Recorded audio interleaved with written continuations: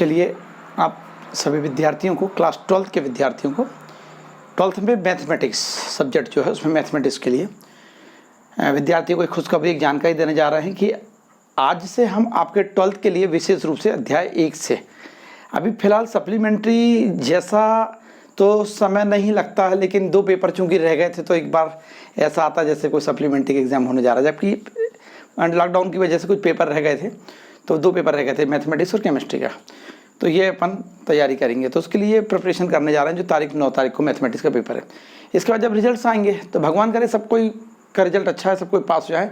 In case किसी को supplementary जाती है, कुछ लोग स्टूडेंट्स को आती ही है, तो उनके काम आ जाएगा। देन रेगुलेटरीज में ये वीडियोज़ आपके काम आएगा। तो अध्याय 1 का नाम जो है वो है रिलेशंस एंड फंक्शंस। तो रिलेशंस एंड फंक्शंस को जब हम क्वेश्चंस को करते हैं तो क्वेश्चन को करते समय हमको इसका बेस नहीं मालूम हो जाए की वजह से क्या होते हैं, हम इसको कई बार नहीं कर पाते। तो सबसे पहले तो मैं बोलना चाहूँगा, जितने नए स्टूडेंट्स देख रहे हैं सब्सक्राइब बिल्कुल कर लीजिएगा, बिकॉज स्टार्टिंग से कर रहे हैं, आपको फ्री ऑफ कास्ट घर में बैठे बैठे ये सब चीज़ें मिल जाया करेगी। तो पहले जो अध्याय का नाम है वो संबंध और फलन है, जिसको अंग्रेजी में कहते हैं रिलेशन एंड फंक्शंस। तो इसमें जब हम पढ़ेंगे तो कीवर्ड्स जब पढ़ते समय, जब मैंने अध्ययन किया इसका एक, तो उसमें देखा कि छोटे मोटे जो शब्द आते हैं वो आपको मालूम है, संबंध क्या है, फलन क्या है, इस फिर इसमें समुच्चय क्या है, उपसमुच्चय क्या है, ऐसे छोटे छोटे परिभाषा 10-10, 15-15, 20-20 मिनट के वीडियो बनाते हुए ऐसे 10 से 5 वीडियो में अपने ये हो जाया करेगा, क्या बोलते हैं, आपका बेस। तो क्वेश्चन बहुत जल्दी बन जाएंगे।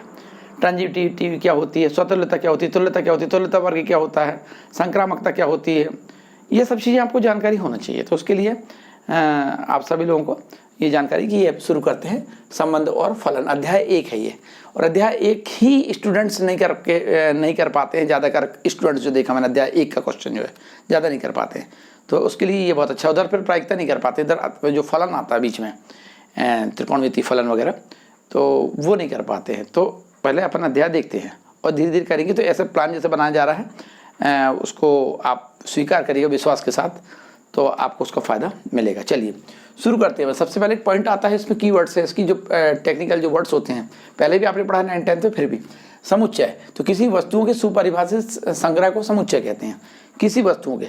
अब वस्तुओं अगर गिनती 1 2 3 4 5 6, तो आप ये ब्रैकेट के अंदर लिख देंगे यहाँ पर। ये एलिमेंट्स कहलाते हैं, सदस्य कहलाते हैं, या मेंबर्स कहलाते हैं, क्या बोलना चाहिए, अवयव कहलाते हैं। इसके अंदर सर्पाकार कोष्ठक के अंदर लिखे जाते हैं। तो ये हो गई वस्तु। अब अगर अल्फ़ाबेटिकली लेटर ABCD, तो उसको स्मॉल लेटर से लिखेंगे। तो वही कहा कि इसी वस्तु के सुपरिभाषित संग्रह को, अगर हम सुपरिभाषित शब्द नहीं लिखते, मात्र लिखते वस्तुओं के संग्रह को समुच्चय कहते तो भी सही था। सुपरिभाषित का मतलब क्या होता है? सुपरिभाषित का मतलब ये है कि जैसे 1 से लेकर 9 तक की हमने प्राकृतिक संख्या लिखी, और उसमें अगर 1 2 3 4 5 6 7 8 9 में अगर मान लिया, सपोज करो हमने बोले कि 8 है, तो 8 कैसे बन सकता है? वहीं कहीं 6 और वहीं कहीं 2 है, तो 6 और 2 को जोड़ेंगे तो 8 बनेगा। हम बोलेंगे उसमें 4 आ रहा, तो 8 में कहीं हम 2 का डिवाइड कर दें तो 4 2 चौके 8 हो जाएगा, 4 आ जाएगा। तो जोड़ से, घटाने से, गुणा से, भाग से अगर हम कोई ऑपरेशन लगाते हैं उसमें 1 से 9 के बीच में, तो 1 पे ऑपरेशन लगाते हैं वो संख्या भी उसी में मिलती है। जैसे 8 में 2 का भाग दिया तो 4 आया, 4 कहीं ना कहीं 1 2 3 4 5 में 4 आया। अगर मान लिया हम देखते हैं कि कहीं 5 लाना, तो 3 और 2 जोड़ देंगे तो 5 आ जाएगा।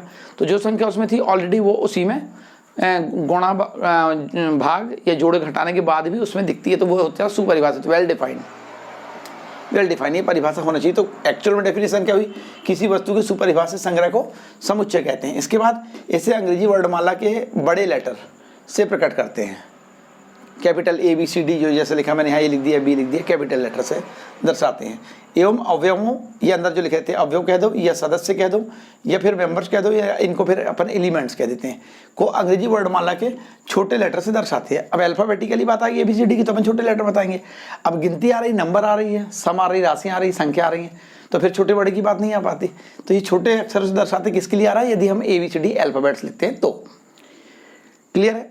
अब ये हो गया। अब इस सर्पाकार कोष्ठक के अंतर्गत लिखा हुआ है, और ये कैपिटल लेटर, तो कैपिटल लेटर समुच्चय को दर्शाते हैं, और सर्पाकार कोष्ठक के अंतर्गत लिख के जो ये अंदर लिखे, ये इसके अवयव कहलाते हैं। तो इन अवयवों से मिलके या इन सदस्यों से मिलके, मेंबर से मिलके, या वस्तु से मिलकर, तो वस्तु भी कह सकते हैं, से मिलकर जो निर्माण हुआ वो क्या बना है? समुच्चय बना। ये आपको छोटा सा जानकारी रहना चाहिए। अब ये बराबर अपने ABCD लिख दिए, 4 एलिमेंट्स इसमें 1 2 3 4, B में अपन 1 2 3 4 5 लिख दिए, ज़्यादा भी लिख सकते हैं, कम भी लिख सकते हैं। फिर यहाँ पर वो जाते हैं समुच्चय के कितने प्रकार है, रिक्त समुच्चय क्या होता है, आरिक्त समुच्चय क्या होता है, और समुच्चय कितने प्रकार के टोटल हो जाते हैं। तो उसमें दिया समता वाले क्या होते हैं, सम समुच्चय क्या होते हैं, और ये डिटेल्स हम इसके बारे में पढ़ सकते हैं। फिर किस प्रकार से व्यक्त करते थे ये भी आपको मालूम, सारणीबद्ध रूप से एक प्रूफ कर लिखते हैं और एक लिखते हैं समुच्चय निर्माण विधि से। तो यहाँ पर जो अभी लिखा हुआ है ये सारणीबद्ध रूप में लिखा है। समुच्चय निर्माण विधि में इनके बारे में देते हैं कि ABCD क्या है, तो अल्फाबेटिकली होते हैं। ये सब आपको बेस थोड़ा सा नॉलेज होना चाहिए। तो क्लियर हो गया, अभी तक तो इतना हो गया। थोड़ा ज़्यादा बोल रहे थे कि तो जितना आपको समझ में आ पाए वो सब पहले की बातें हैं। उपसमुच्चय होता है, तो समुच्चय कोई भी एक समुच्चय होता है। जैसे समुच्चय अपन ने लिया E, इसके कुछ अवयवों को लेकर कुछ, अगर मान लिया हमने बोले 1 से लेकर 9 तक के कुछ क्या है इसके अंदर अवयव हैं, तो कुछ अवयव को ले लिया हमने। क्या ले लिया? से 1 ले लिया, यहाँ से आप देख रहे हैं, यहाँ से 1 ले लिया, यहाँ से ले लिया अपन ने 5 ले लिया, यहाँ से ले लिया 7 ले लिया और यहाँ से ले लिए 9। तो कुछ अवयवों को लेकर एक नया समुच्चय बनाया गया। तो नया समुच्चय कौन बना? हमारा B बना। नया समुच्चय क्या बना? B बना। किससे बना? A से बना। तो जो नया समुच्चय है उसमें अवयव की संख्या जो जिससे लेके बना है उसमें अवयव की संख्या से कम होगी। तो जो नया समुच्चय बना B बना, और B वो A का क्या हो जाएगा? उप समुच्चय हो जाएगा। तो कई जगह ऐसा करके निशान से इसको दर्शाया गया और कई जगह ऐसा भी दिखता है किताब वाले, तो हम इसको ये यूज़ करेंगे, सबसेट ऑफ उप समुच्चय। तो समुच्चय की परिभाषा बनी। उप समुच्चय क्या हुआ? किसी समुच्चय के कुछ अवयवों को लेकर एक नया समुच्चय बनाया जाता है। तो ये बनाया गया नया समुच्चय अपने उस पूर्ण समुच्चय का जिसके अवयव से हमने जिससे अवयव हमने लिए थे उसका क्या कहलाएगा? किससे लिए थे? हमने A से लिए थे। तो A का ये B कौन कहला जाएगा? उप समुच्चय कहला जाएगा। यहाँ तक क्लियर हो गया आपको? अब देखिए, इतना देखिए, इसके जस्ट बाद में मैं आपको अगली परिभाषा बताता हूँ। थोड़ा सा आप इसको एक बार रिवाइज कर लीजिएगा। चलिए, अब परिभाषा नंबर 3 आएगी अपनी। ये संबंध, जो कि अपना अध्याय का नाम था, संबंध एवं फलन। तो एक्चुअल में संबंध एवं फलन की परिभाषा पहले देना था, लेकिन इनके परिभाषा के पढ़ते समय इनके अंदर समुच्चय और उपसमुच्चय वर्ड आए हैं। इस चीज़ को देखते हुए समुच्चय और उपसमुच्चय जो वर्ड आए हैं, इसके लिए मैंने समुच्चय और उपसमुच्चय के पहले आपको क्या दे दिया? परिभाषा दे दिया। अब देखिए समुच्चय, तो संबंध की परिभाषा देखते हैं। समुच्चय A से उसी समुच्चय A में एक संबंध R, समुच्चय A में एक संबंध कहलाता है। समझना पड़ेगा, बहुत 2-3 बार पढ़ना पड़ता है। समुच्चय A से उसी समुच्चय A में एक संबंध R, समुच्चय A में एक संबंध कहलाता है। क्लियर है? एग्जाम्पल देखेंगे, पूर्णांकों के समुच्चय। पूर्णांक क्या होते हैं? माइनस से लेके 0 और 0 से लेके प्लस तक के जो चले जाते हैं। पूर्णांकों का समुच्चय Z। अब Z माइनस अगर हो जाए तो ऋण पूर्णांकों का समुच्चय होता है। Z प्लस हो जाता है तो धन पूर्णांकों का समुच्चय। ये आपने 11वीं क्लास में पढ़ चुका है। तो पूर्णांकों का समुच्चय Z। कुछ पूर्णांक अन्य पूर्णांकों के वर्ग होते हैं। जैसे यहाँ 0 0 लिखा हुआ है, तो 0 0 तो ठीक है, 0 का वर्ग तो कोई बात नहीं करेंगे, 0 0। लेकिन यहाँ देखेंगे 2 और 4, तो 2 का स्क्वायर क्या हो जाएगा? 4 आया। 3 और 9, तो 3 का स्क्वायर क्या हो जाता है? 9 हो जाता है। तो वही बोला उन्होंने, अन्य पूर्णांकों के वर्ग होते हैं। जैसे 9 किसका हुआ? 3 का वर्ग हुआ। तो 9 भी पूर्णांक है और 3 भी पूर्णांक है, लेकिन 9 जो है वो 3 का क्या हुआ? पूर्णांक, मतलब क्या हुआ? वर्ग हुआ। जैसे 16 तो 4 का क्या हुआ? वर्ग। तो ये कहलाते हैं, इसके अंतर्गत लिखे हुए क्रमित युग्म कहलाते हैं। युग्मों में लिखे हैं ये। अब ऋण 1 है, तो ऋण 1 तो पूर्णांक है, लेकिन ऋण 1 का जब वर्ग करेंगे तो क्या हो जाएगा? +1 हो जाएगा, एक्सेट्रा। व्यापक रूप में युग्म में अगर हम देखा जाए तो उसका फार्मूले के रूप में बोले, सूत्र के रूप में बोले, प्रदर्शन के रूप में, तो n स्क्वायर होगा। n क्या है? जहाँ पर अपन ने बोलो कि पूर्णांक है। n सपोज करो 4 है, तो n स्क्वायर मतलब 4 का वर्ग कितना हो जाएगा? 16 जाएगा। तो यहाँ n का मान अगर 4 है यहाँ, तो n का वर्ग यहाँ रखेंगे 4, तो 4 का वर्ग क्या हो जाएगा? 16 हो जाएगा। तो n स्क्वायर ये हो जाएगा। किसके रूप में लिख सकते हैं हम? ये युग्म के रूप में, व्यापक रूप में युग्म n स्क्वायर रूप में लिखेंगे, क्रमित युग्म में। वेयर n क्या है? कोई पूर्णांक होता है। अब देखिए यहाँ से अगर आपको समझ में क्या आता है कि जहाँ n कोई पूर्णांक है। अब अगर अपन ध्यान से देखते हैं तो ध्यान से देखने में क्या समझ में आता है? स्पष्ट है कि 0 0 ये ऋण 1 1 ये ब्रैकेट के अंदर है, छोटे ब्रैकेट के अंदर लिखे हुए हैं। तो 1 1 ये क्या? क्रमित युग्म में समुच्चय जो है Z क्रॉस Z, इसको कहते हैं एक्चुअल में के अवयव होते हैं ये समुच्चय के। तो कार्तीय गुणन के रूप में लिखे जाते हैं एक्चुअल में ये, तो के अवयव हैं। एवं दिए गए समुच्चय कार्तीय गुणन, दिए गए समुच्चय मतलब कौन से? ये वाले Z क्रॉस Z जो लिखा हुआ है, Z इंटू Z लिखा हुआ है। तो ये तो दिए गए मतलब कौन? Z cross Z। कार्तीय गुणन मतलब Z क्रॉस Z का एक उपसमुच्चय हुआ। तो Z क्रॉस Z का एक उपसमुच्चय कौन हुआ? वो समुच्चय हुआ जिसके 0 0 ऋण 1 1 1 1 क्रमित युग्म में समुच्चय के अवयव थे। तो जिस समुच्चय Z क्रॉस Z के अवयव 0 0 ऋण 1 1 1 1 अवयव थे, उसका या उसको कहें, उसको कार्तीय गुणन Z Z का एक उपसमुच्चय कहते हैं। ये क्लियर है? मतलब ये वाले जो कहलाएंगे, ये क्या कहलाएंगे? उपसमुच्चय किसके? इस Z क्रॉस Z कार्तीय गुणन के। गणित में जब कोई अब ये आगे किसकी परिभाषा आ गई, फलन की परिभाषा आ गई। गणित में जब कोई राशि का मान किसी एक या अधिक राशियों के मान पर निर्भर करता है तो इस संकल्पना को व्यक्त करने के लिए हम फलन शब्द का प्रयोग करते हैं। अब वहाँ पर ये बात अलग हो जाती है जो आपने 9th क्लास के स्टैंडर्ड में पढ़ा था कि अगर सपोज करो हम क्या बोलते हैं 2 वो ले लेते हैं, क्या बोलते हैं फलन एक का फलन ए हो गया और एक फलन अगर हम बी को ले लेते हैं और ए और बी के फलन में यदि मान लिया हम लिखते हैं 1 पॉइंट लिख देते हैं, 0.2 यहाँ 0.3 0.4 और यहाँ लिख देते हैं मान लिया A B C and D, तो एक का संबंध एक से है, फिर दो का संबंध इससे है, फिर इसका संबंध सी से है और फिर डी वाले का संबंध भी यदि हम बोले तो यहाँ पर जो होता है। तो ये जो कहलाते थे ये फलन की जो परिभाषा बताते थे ये सेकंड परिभाषा थी। मैं आपको रिमाइंड में लाने के लिए थोड़ी सी ऐसी बात बता, डिटेल्स में इसमें नहीं पहुँचा हूँ क्योंकि उसकी बताने की भी ज़्यादा ज़रूरत नहीं है। ये भी फलन की परिभाषा थी। और वैसे अगर जनरल रूप से अगर हम देखें तो फलन की परिभाषा में हमारी जो किताब कहती है वो तो ये कह देती है कि फलन एक विशेष प्रकार का संबंध होता है, बस इतना उन्होंने कह दिया है। तो आई थिंक ये आपको सब समझ में आ गया होगा और आप देखते रहिएगा। इसकी जस्ट बाद में मैं क्या चालू करूँगा ये आपको बताता हूँ, जब तक कि आप संबंध और फलन की परिभाषा देख लीजिएगा।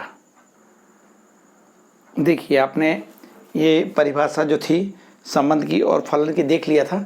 इसकी जस्ट मैं आपको बता रहा हूँ नेक्स्ट वीडियो जो आपके सामने आएगा तो वो बहुत इंपॉर्टेंट होगा, उसको बिल्कुल मत छोड़िएगा, लेकिन वो समझ में बहुत ज़्यादा आपको आ जाएगा जब आप ये पहला वाला समझ चुके रहेंगे। इसके जस्ट बाद में अपन 12th मैथमेटिक्स की बात कर रहे हैं।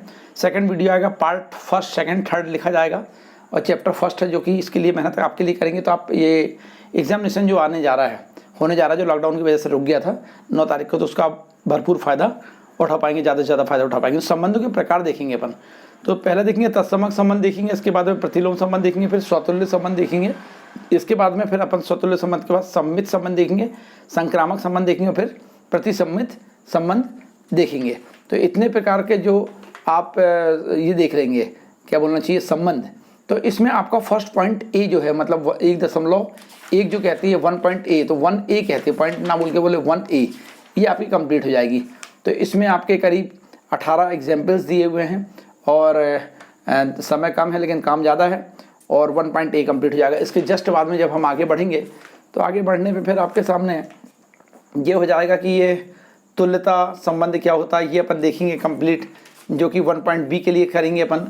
तुल्यता संबंध देख लेंगे तो उसकी एक डेफिनेशन है और इसके जस्ट फिर अपन जब देखेंगे कि भाई कहीं पर अपन तुल्यता संबंध बताते क्या करना पड़ता है, तो उसमें आपको याद रखना है स्वतुल्यता क्या होती है, सम्मितता क्या होती है, संक्रामकता, 3 चीज़ अगर बता दिया करते हैं तो तुल्यता संबंध प्रूफ हो जाता है। ये सवाल कराते समय आपको बताऊंगा, एक दो सवाल करा दोगे तो आपको आइडिया बन जाएगा। ऐसा करा देंगे कि एक सवाल से आपको सब सवाल बनने लगेंगे, ऐसी डेफिनेशन आपको बता देंगे। इसलिए पहले हम बेस बताने की कोशिश कर रहे हैं, फिर इसके बाद आप ये जितने भी क्वेश्चन इसमें मैक्सिमम देखेंगे तो तुल्यता संबंध है।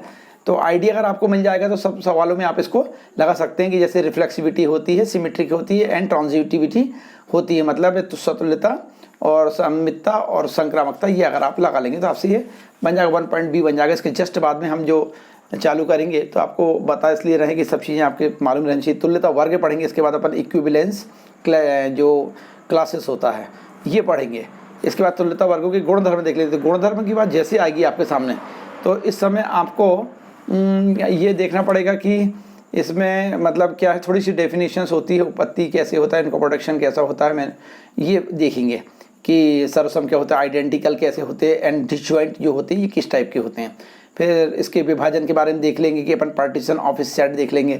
फिर संबंधों पर कुछ महत्वपूर्ण, हाँ तो वहाँ से फिर आएंगे प्रमेय। तो प्रमेय मतलब बोले तो क्या बोलना चाहिए, प्रमेय बोले तो आपके some useful results on relations, ये कह रहे हैं संबंध परिणाम बोलना चाहिए। तो प्रमेय जो आएंगे थ्योरम, तो ये थ्योरम क्या हो जाती है, थ्योरम बहुत इंपॉर्टेंट हो जाती है। तो इसमें आपको 1 2 3 प्रमेय बताया जाएगा। इसके जस्ट बाद में आपका ये कंप्लीट हो जाएगा तो आपका ये जो एक्सरसाइज होगी ये वाली हो जाएगी 1 पॉइंट आपकी यहाँ से हो जाएगी 1 पॉइंट, मतलब 1 पॉइंट नहीं 1c बोलना चाहिए हो जाएगा। Then after that you will solve फलन फंक्शंस जो इससे मैंने अभी आपको डेफिनेशन में बता दिया है। तो फलन क्या होते हैं, इसकी डेफिनेशन क्या होती है ये देखेंगे। उसकी फिर 2 समुच्चयों के बीच संगतता स्थापित करता है। अगर मान लिया कोई फलन को एक नियम कहते हैं तो वो कैसी परिभाषा होती है ये अपन फिर देख लेंगे। फिर फलनों के इसके बाद अपन क्या देख लेंगे, प्रतीक्षित प्रकार देख लेंगे। जैसे ही प्रकार की बात आएगी तो वहाँ पर फिर वही वाली बात आती है कि ये अंतरक्षेपी है या इनटू फलन है, फिर आच्छादक फलन है कि ऑन टू या सरजेक्टिव फलन है, फिर इसके बाद में फंक्शन है एक एक ही फलन क्या होते हैं, एक एक ही आच्छादक फलन क्या होते हैं, एक एक ही अंतरक्षेपी फलन क्या होते हैं। ये जहाँ पर कंप्लीट आपका हो गया तो वहाँ पर आप ये समझ के चलिएगा कि एग्जाम्पल तो आपके पास अच्छे दिए रहते हैं, करीब करीब मतलब ये मान के चलो कि 20-21 एग्जाम्पल 22 करीब हैं। इसके जस्ट बाद में 1D आपकी कंप्लीट हो जाएगी। जहाँ 1D कंप्लीट हो जाती है इसके बाद में आप फिर तो इतना अगर आप देख लेते हैं तो पहले पार्ट से संबंधित जितने भी नंबर हैं आपको पूरे मिल जाएंगे। संयुक्त फलनों पर कुछ प्रमेय आ जाएंगे फिर इसके बाद 1.4 में। तो आज स्टार्टिंग इसलिए मैं आपको एक बार पूरा मतलब एक क्या बोलना चाहिए एक पॉइंट आउट करा दे रहा हूँ कि दिमाग में मतलब ये रह जाए कि हाँ ये ऐसा था। एक बार क्या बोलना चाहिए कहते हैं ना कि इतने दिन से हम भूल गए थे तो एक बार याद दिला दे रहा हूँ कि हमको पढ़ना क्या है। तो फिर प्रमेय इसमें 3 आ जाएंगे अपने पास कि E tends to B and F such that A tends to B and G such that B tends to C and H such that C tends to D। तब फलनों का संयोजन साहचर्य नियम ऐसे एसोसिएटिव लॉ का पालन करता है। तो ऐसी स्थिति में HOG of is equal to HO of GOF। तो ये प्रूफ करने का जो आ जाता है तो यहाँ पर आपके पास 1E जो है ये कंप्लीट हो जाएगी। 1E के बाद में फिर प्रतिलोम प्रतिबिंब के बारे में पढ़ लेंगे और जस्ट आपके पास यहाँ पर फिर प्रमेय आ जाएंगे। तो ये आ जाएंगे 3 प्रमेय। इसके बाद ये आपका 1.F कंप्लीट हो जाएगा। 1.F कंप्लीट होने के जस्ट बाद में ये बाइनरी ऑपरेशंस जो होते हैं ये है जो कि बहुत कम पूछता है पेपर में। और इससे संबंधित फिर आपके जितने क्वेश्चन आना था वो आ गए तो वो 1G में पहुँच गए। 1G के में चलने के बाद ये क्वेश्चन जो है ये उतने ज़्यादा पेपर के हिसाब से बहुत इंपॉर्टेंट नहीं हो पाते हैं, लेकिन फिर भी हम एक निगाह इसको देखेंगे। लेकिन पेपर के हिसाब से जो मेन है वो हम देखते चल रहे हैं। जहाँ आपका ये फर्स्ट पार्ट कंप्लीट हो जाएगा। इसलिए मैंने बोला कि 5 मिनट आपको मैं याद दिला दूँ। कहते हैं ना कि पहले हमने पढ़े थे और दिमाग से छूट गया, ये गर्दा लग गया था तो उसको हमने थोड़ा सा झटका लिया। उसके बाद अध्याय 2 प्रतिलोम त्रिकोणमितीय फलन चालू हो जाएगा। तो आई थिंक आपको ये हमारी बात समझ में आ गई होगी और आपसे फिर अगली वीडियो में मिलते हैं। तब तक के लिए ऑल द बेस्ट।